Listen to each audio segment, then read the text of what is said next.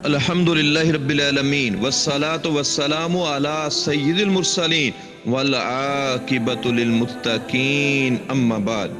آئیے آخری عشرے میں اعتکاف ہوتا ہے۔ اعتکاف سب سے پہلے تو یہ اعتکاف کا آغاز کب ہوتا ہے؟ 20واں جو روزہ ہوتا ہے سورج کے غروب ہونے سے پہلے۔ سورج آدمی کو مسجد میں غروب ہونا چاہیے، لیکن یہ جو پہلی رات ہے یہ آدمی اپنے خیمے سے باہر گزارے گا، پہلی رات خیمے کے اندر نہیں گزارے گا۔ آئیے میں نبی صلی اللہ علیہ وسلم کی حدیث پیش کرتا ہوں کہ اللہ کے نبی صلی اللہ علیہ وسلم 20ویں کی شام کو مسجد میں ہوتے اور رات جو ہے خیمے سے باہر گزارتے۔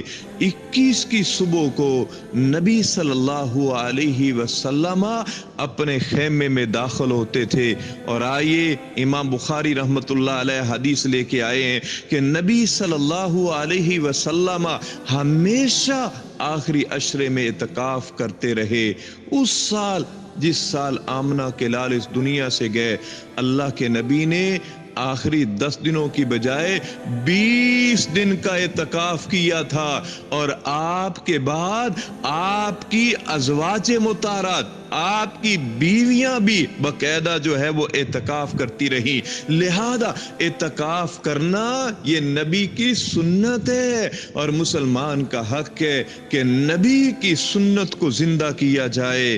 ہر ایک کوشش کرے کہ وہ کیا اعتکاف بیٹھنے کے لیے تگ و دو کرے، پھر اعتکاف میں عبادت کرے جس طرح عبادت کرنے کا حق ہے۔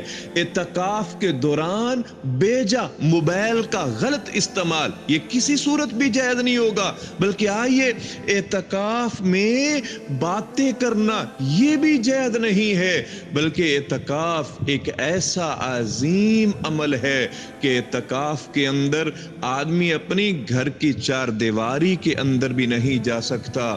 ہاں ایک صورت ہے، اگر قضائے حاجت کا انتظام مسجد میں نہ ہو تو پھر آدمی اپنی کار کی چار دیواری میں، اگر گھر قریب ہے تو کیا ہے قضائے حاجت کے لیے جا سکتا ہے۔ اور آئیے اعتکاف کے دنوں میں ایک جمعہ کا دن بھی آتا ہے، اور جمعہ کے دن غسل کرنا مستحب ہے، لہذا اعتکاف کی حالت میں جمعے کے دن غسل کرنا یہ بھی مستحب عمل ہے۔ اللہ ہمیں اعتکاف جیسی عبادت عطا فرما دے، اعتکاف جیسا عمل عطا فرما دے۔ وآخر دعوانا ان الحمد للہ رب العالمین۔